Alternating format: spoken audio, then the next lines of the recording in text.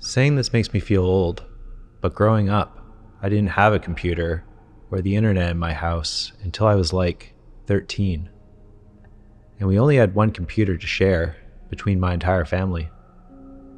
We used one of those dial-up modems that was attached to our landline to access the internet. I can still remember the crazy sounds it made whenever it dialed up. It sounds unthinkable now, but back in those days, the internet had its perks. For example, everything had its own set of websites.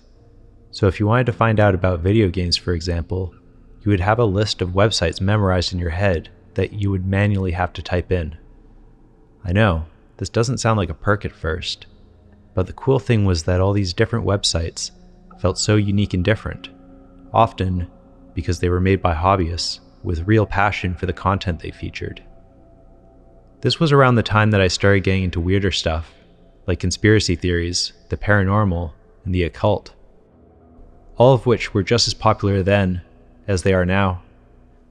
One common feature on websites back then was a list of recommended or related sites. I absolutely loved going down the recommended rabbit hole. You'd start in one place, a website focusing on ritual magic, for example, and end up somewhere totally different, like a site dedicated to deciphering the hidden messages in recorded human speech, played in reverse. On the other hand, sometimes I would click a link and instantly regret it. I'd end up on a forum dedicated exclusively to death and gore, or featuring stories and pictures that would make my skin crawl in a way that felt less fun. Think full stop punctuation type stuff, only somehow worse. This is where the story gets super creepy. One night, after the rest of my family were asleep, I was doing the recommended rabbit hole thing, seeing how far down I could go. I ended up on this website called feedingmammon.com. It featured an occult forum, hidden on a submenu called Click at Your Own Risk. The list was like an entire page, but something about this one stood out to me. Mammon? I thought to myself, isn't that the name of an old demon or something? When I clicked the link, I ended up on a landing page. It was black and bare, except for a small description in the center of the page. I can't remember exactly what it said. Something like, given everything we know now, it would be irresponsible to describe how we discovered Mammon, but rest assured, by agreeing to continue, you will undoubtedly see it's true. There was a button below the text that said enter. I don't remember hesitating any more than I normally did. 90% of the time, it was just some roleplay thing or a joke.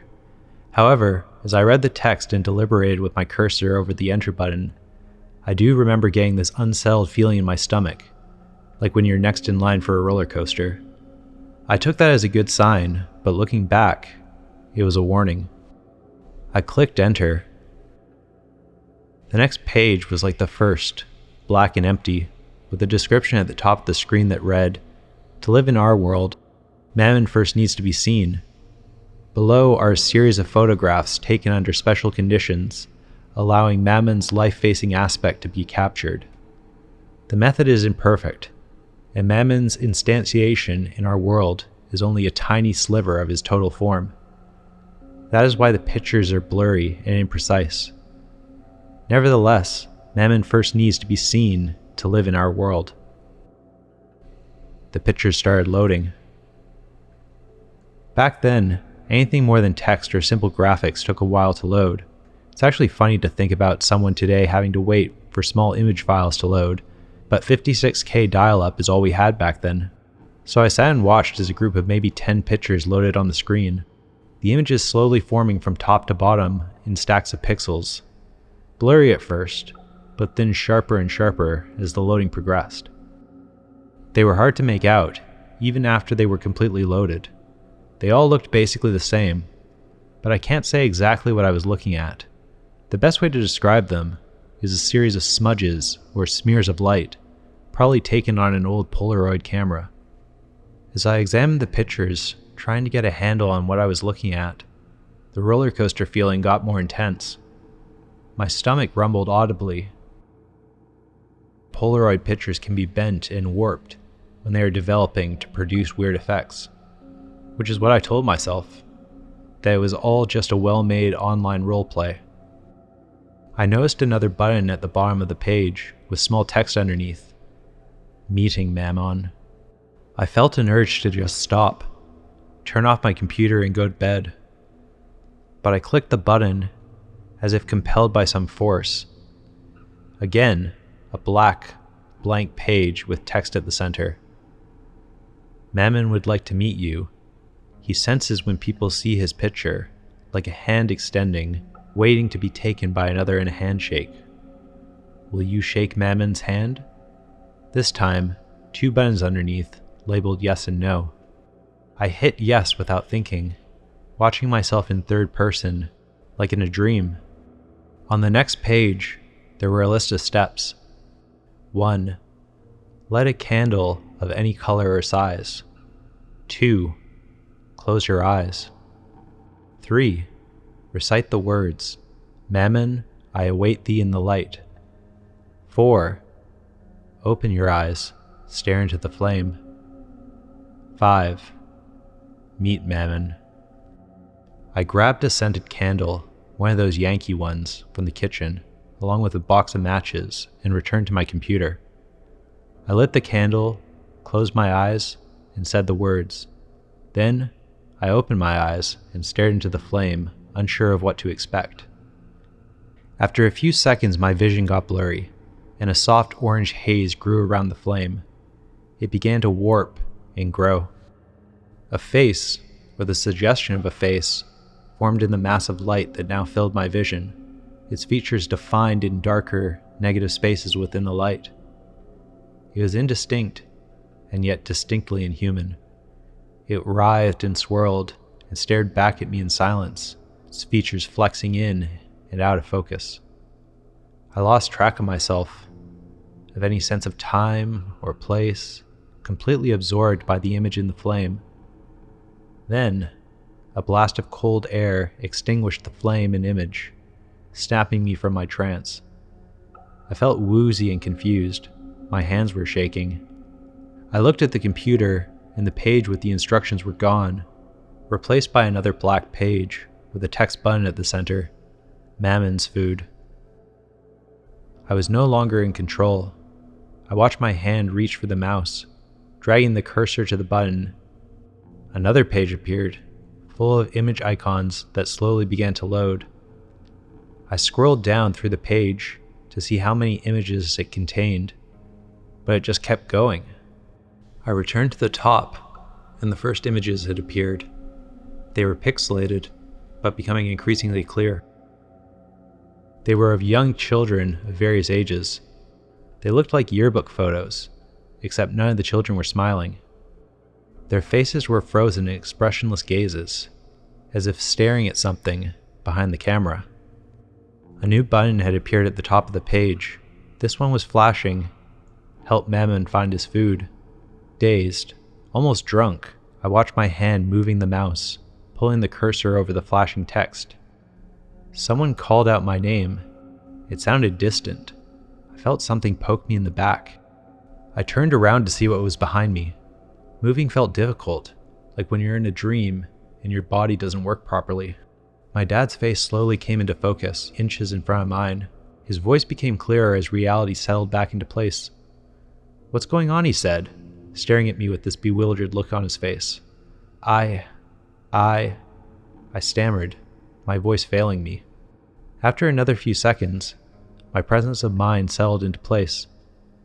I was back in the world, in my living room, my father looming over me, looking concerned. "Why the hell are you burning your mother's scented candles?" my dad asked. "You know those things are special to her." I hesitated for another second, and then my wits returned. "Sorry, Dad," I said. "The dog's been stinking up the room all night." I pointed to Buster, our old mutt snoring on the couch. My dad looked puzzled at first, then he laughed. His laughter felt like a cup of strong coffee on a cold morning. Life-affirming. "Well, you better explain that to your mother in the morning," he said, now heading back to bed. He stopped in the middle of the room and turned around to look at me. "You know it's 2:30 in the morning, right?" I turned to the computer, the button, Help Mammon Find His Food, still blinking on the page. I shut the computer off without thinking, still in utter shock about what just happened. In my dreams that night, there was a hidden figure standing at the foot of my bed, watching me. After that night, I was more careful about the stuff I checked out online.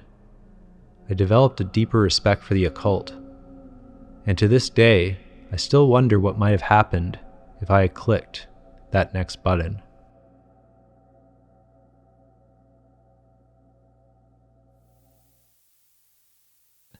As I sit here in a hotel room, my body aching and my mind spinning, I realize this actually happened, and I can't stop asking myself, why did it choose me? It all started on Christmas Eve, December 24th, 2024, around 8:15 p.m. My girlfriend's family had come over for a small gathering around the fire pit. They showed up around 7:50 p.m. while I was outside cleaning out the fire pit and getting it ready. For context, I'm 22 years old, 5 feet 10 inches, and 215 pounds. I work in the oil fields, so I'm used to hard labor. I'm not small, and I can hold my own. At around 8:05, I came inside with my dog, grabbed a cold beer, and started chatting with my girlfriend's family. A few minutes later, I stepped back outside to light the fire. I lit it, and stood there for a couple of minutes, watching the flames smolder. The night seemed ordinary, nothing unusual. At 8:10, our dog started whining, scratching at the floor. I let him outside and chained him near the fire, keeping an eye on him as the flames grew. Then, I heard it, the faint sound of coyotes howling in the distance, but it sounded closer, sharper, like they'd moved in. I stood there, uneasy, straining to hear. A sound ripped through the air, a piercing cry, primal and raw. My heart dropped. I froze, every hair on my body standing on end. My instinct screamed at me, "Run!" I turned and sprinted toward the house, but my boot caught on something. I tripped and hit the ground hard. Adrenaline kicked in. I clawed at the dirt, dragging myself toward the house. Behind me, I heard it. Something crashing through the trees, coming fast. I scrambled to my feet, flung open the back door, and practically fell inside. My words tumbled out in panic, incoherent. Grabbing my shotgun, I loaded a shell, my hands trembling. Meanwhile, my girlfriend and her mom were trying to get the dog inside. And that's when it came. Something human-like burst from the trees, charging toward the open door. My girlfriend's mom screamed and slammed the door shut just in time. I stumbled into the mudroom, my shoulders burning like they'd been branded. My knees throbbed. I handed a shotgun to my girlfriend's stepdad. Her uncle took the Springfield 1911 pistol. We stepped outside, armed to the teeth. The night was silent. No wind, no leaves rustling. Nothing. Two human-like figures darted through the trees, fast. We opened fire. The uncle's .45 boomed in the night, emptying all 18 rounds. The shotgun barked, shell after shell. Muzzle flashes lit up the woods like lightning. The noise was deafening. And then, silence. We swept the area with our lights. No bodies, no blood, nothing. We retreated into the house, barricading the doors, trying to call for help. No one answered. Finally, we decided to put out the fire. I grabbed a fire extinguisher and doused the flames. And just like that, it was over. The cries stopped, the figures vanished. The oppressive weight lifted, leaving behind a quiet, ordinary night. But the damage was done. My shoulder bore a strange, C-shaped burn. 3 long scratches gouged my left arm. My knees throbbed, my hands ached, and my ear was still ringing from the gunfire. We packed up and drove into town. Now I'm sitting here in this hotel room wondering, what was that? Why me? And will it come back? I've faced danger before.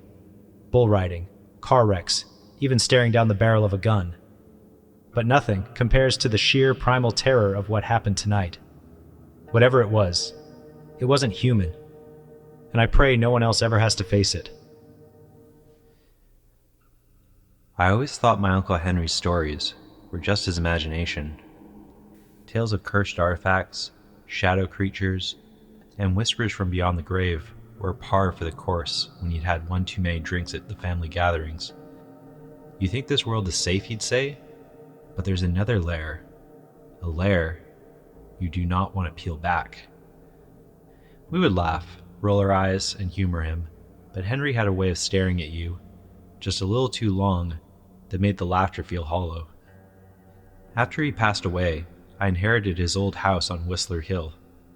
It wasn't much, just a creaky farmhouse surrounded by miles of dead trees, but I figured I could sell it after sorting through his junk.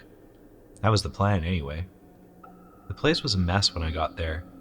Dust, thick as fur, coated every surface, and the stale air reeked of mildew and something faintly sour.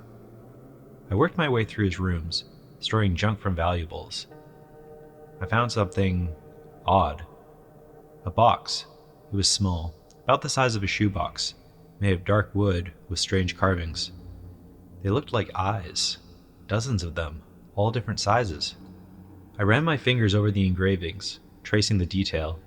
Whoever made this box had skill, but there was something unsettling about it. I couldn't shake the feeling the eyes were watching me. When I picked it up, I realized how heavy it was. Something was inside. The latch clicked open with surprising ease, and there, nestled in a bed of rotting velvet, was a glass sphere. It was beautiful, about the size of a grapefruit, perfectly clear except for a swirling, red mass at its core, like smoke trapped in ice. As I tilted it, the red shifted, flowing like blood through water. I didn't want to touch it, but something in my head whispered, "Pick it up." So I did. The moment my fingers made contact, a sharp sting shot through my hand. I flinched and dropped it, but the orb didn't hit the floor. It hovered in the air, spinning slowly. I froze, heart pounding in my chest as I watched it twist and spin, that red smoke inside growing darker. Then it fell, just like that, as though gravity remembered itself. It didn't break, just rolled across the wood floor until it bumped softly against the leg of Henry's desk. I should have left. I know that now. But I picked it up again. The sting didn't come this time, and as I held it, I swear I saw someone, move inside the swirling red. A face? A shadow? I couldn't tell, but I couldn't stop looking. It wasn't until I heard the front door slam shut that I snapped out of it. The door had been locked. I knew I locked it. I spun towards the noise, holding the orb like a weapon. "Hello?" my voice cracked. "Hello?" Silence answered. I set the sphere on the desk and grabbed a fire poker from the hearth. Step by step, I moved through the house, my knuckles white around the cold iron. Nothing. I checked the door. It was still locked, bolted tight. Maybe the wind? I tried to convince myself of that as I returned to the study, but the hairs on my neck were standing on end, and my gut screamed that something wasn't right. When I got back to the study, the orb was gone. I froze in the doorway, my eyes scanning the room, searching. It couldn't have rolled far, but it wasn't on the desk or the floor. Then I heard it. A faint scratching. Scratch, scratch, scratch. It was coming from the hallway behind me. I turned, heart hammering, and stared into the darkness. The hallway stretched long and empty, but the sound continued. Scratch, scratch, scratch. It was slow and deliberate, like nails dragging against wood. My hands were slick with sweat as I gripped the fire poker tighter. I could barely breathe. "Who's there?" I called out. The scratching stopped. For a long moment, there was silence. I strained to hear anything. Then, from the far end of the hall, a voice answered. It was my Uncle Henry's voice. "You shouldn't have touched it." I dropped the poker.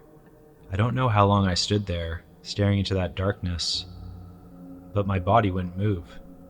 My mind screamed at me to run, but it was like my feet were nailed to the floor.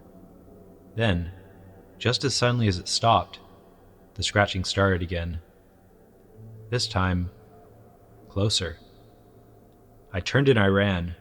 I didn't care where I was going. I just needed to get out of the house. The front door loomed ahead, and I sprinted towards it, lungs burning. But as my hand reached for the bolt, I stopped. The orb was there. It sat on the entryway table, glowing faintly red. I don't know why I picked it up. Maybe some part of me was already lost.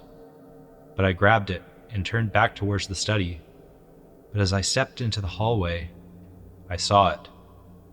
A figure stood at the far end, shrouded in shadows. It was tall, impossibly thin, with arms that hung like broken branches. Its head tilted unnaturally to the side, and as it took a step forward, its face came into view. It was a skull, just bone, jagged teeth, and 2 empty sockets, except they weren't empty. That same red smoke swirled within, glowing faintly like embers in a dying fire. It smiled. "Thank you," it said, its voice hollow and wet, like words whispered through a mouthful of water. I ran. My legs carried me down the hallway, my breath rasping in my chest as I fought the overwhelming urge to look back. The orb in my hand pulsed with faint warmth, and no matter how tightly I clutched it, it felt as though it might slip free. The house seemed endless, the hallways twisting and stretching, each door a yawning void of darkness. My fingers found the front door's bolt, trembling as I fumbled with it. The scratching noise behind me grew louder, joined by the sound of bones scraping against wood. I twisted the lock frantically, throwing myself against the door. It groaned, but held firm. Panic clawed at my throat as I felt a pressure, a presence, looming closer. My vision blurred as I slammed my shoulder into the door again, harder this time. With a splintering crack, the bolt gave way. I spilled out onto the porch, cold night air biting into my lungs. My legs moved before I could think, carrying me to the car. The keys felt slick in my hand as I jammed them into the ignition, my breath coming in short, panicked gasps. The engine roared to life, and I tore down the driveway, gravel spitting and crunching under the tires. I dared a glance into the rear-view mirror, expecting to see the house growing smaller. But there it was, standing on the porch, motionless, watching. Its hollow sockets burned with that swirling red glow, and though it didn't move, I felt its gaze following me, piercing through the dark. I screamed and swerved, nearly running off the road, but I didn't stop. Not until the house was miles behind me.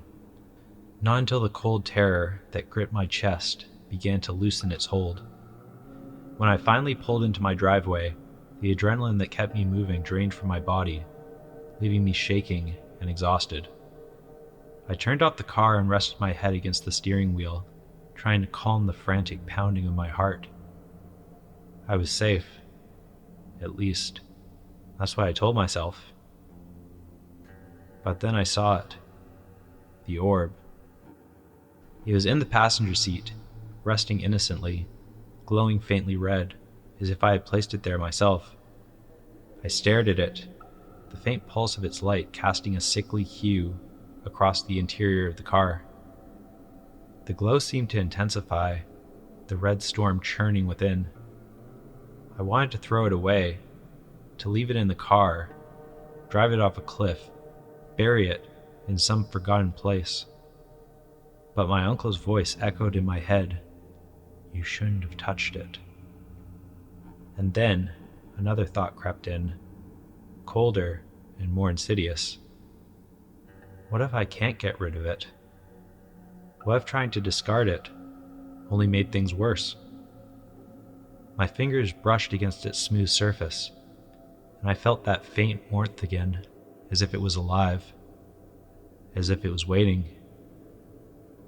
I took it inside. I don't know why. Maybe I thought I could study it, figure out what it was. Or maybe I just couldn't bear to leave it alone in the dark. I haven't touched it since that night, but I can't bring myself to get rid of it. I've thought about smashing it, burying it, throwing it into the ocean, but every time a gnawing fear stops me. What if destroying it unleashes something worse? What if it's tied to me now, and no matter where I leave it, it'll come back? I keep it locked away in a drawer now, a small and unassuming thing, harmless almost, hidden beneath old papers and junk I never use. Sure, it doesn't glow anymore, at least not that I've seen, but sometimes I hear something, a faint scratching sound coming from the drawer. I tell myself it's just my imagination, but I don't sleep much anymore. Every time I pass that drawer, I swear I feel it watching me. Not just the orb, but something else, whispering in a language I can't understand.